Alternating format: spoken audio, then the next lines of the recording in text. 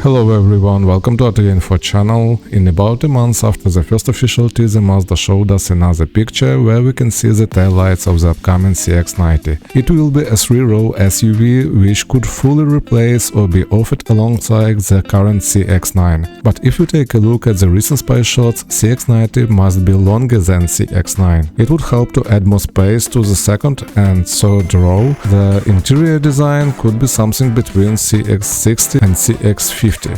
And as for the exterior, earlier we thought it could be closer to CX-50, but looks like, again if follows by pics, it will take headlights from CX-60. The official release date is scheduled for January 2023, so it is really soon.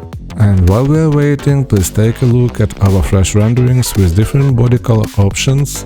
Please subscribe to our channel for the new videos. Here is our vision of the new CX-90 2023 model year.